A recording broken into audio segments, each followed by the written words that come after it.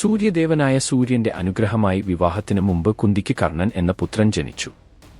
സാമൂഹിക നാണക്കേട് ഭയന്ന് അവൾ നവജാത ശിശുവിനെ ഒരു കൊട്ടയിലാക്കി ഗംഗാ നദിയിൽ ഒഴുക്കിവിട്ടു. ഒരു തേരാളിയായ അധിരഥനും ഭാര്യയായ രാധയും കുഞ്ഞിനെ കണ്ടെത്തി വളർത്തി. രക്തത്താൽ യോദ്ധാവായിരുന്നിട്ടും കർണനെ താഴ്ന്ന വംശജനായ തേരാളിയുടെ മകൻ ആയി കണക്കാക്കി. ക്ഷത്രിയരെ മാത്രം പഠിപ്പിച്ചിരുന്ന മഹാനായ ആചാര്യനായ ദ്രോണാചാര്യരിൽ നിന്ന് അദ്ദേഹത്തിന് വിദ്യാഭ്യാസം നിഷേധിക്കപ്പെട്ടു. യുദ്ധകല പഠിക്കാൻ ദൃഢനിശ്ചയം ചെയ്ത കർണൻ ബ്രാഹ്മണനായി വേഷം മാറി പരശുരാമനെ സമീപിച്ചു.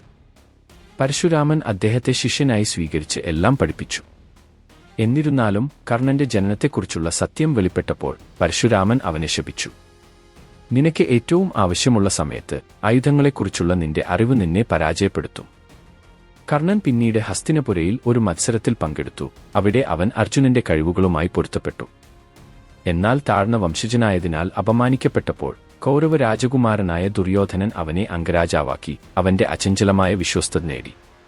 കുരുക്ഷേത്ര യുദ്ധസമയത്ത് കർണൻ തന്റെ മൂത്ത മകനാണെന്ന് കുന്തി വെളിപ്പെടുത്തി. അങ്ങനെ ഹസ്തിനപുര സിംഹാസനത്തിന് അവകാശിയായി.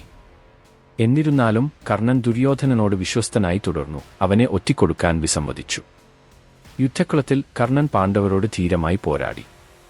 എന്നിരുന്നാലും ഒരു നിർണായക നിമിഷത്തിൽ പരശുരാമന്റെ ശാപം പ്രവചിച്ചതുപോലെ അവന്റെ രഥം ചെളിയിൽ കുടുങ്ങി. അത് ശരിയാക്കാൻ ഇറങ്ങിയപ്പോൾ കൃഷ്ണന്റെ നേതൃത്വത്തിൽ അർജുനൻ ഒരു മാരകമായ അമ്പ് എയ്തു കർണനെ അന്യായമായി കൊന്നു. കർണന്റെ മരണത്തിൽ കർണന്റെ മഹത്വം വെളിപ്പെട്ടു.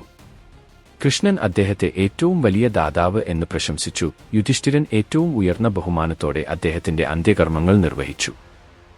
കർണന്റെ ജീവിതം നമ്മെ വിശ്വസ്തത, ഔദാര്യം, സ്ഥിരോത്സാഹം എന്നിവയുടെ മൂല്യം പഠിപ്പിക്കുന്നു. മാത്രമല്ല വിധിയുടെയും അനീതിയുടെയും യാഥാർത്ഥ്യവും പഠിപ്പിക്കുന്നു. ഏറ്റവും ശക്തരായ യോദ്ധാക്കളിൽ ഒരാളായിരുന്നിട്ടും അദ്ദേഹത്തിന്റെ മുൻകാല ശാപങ്ങളും നിർഭാഗ്യകരമായ വിധി കാരണം അദ്ദേഹം നശിച്ചു.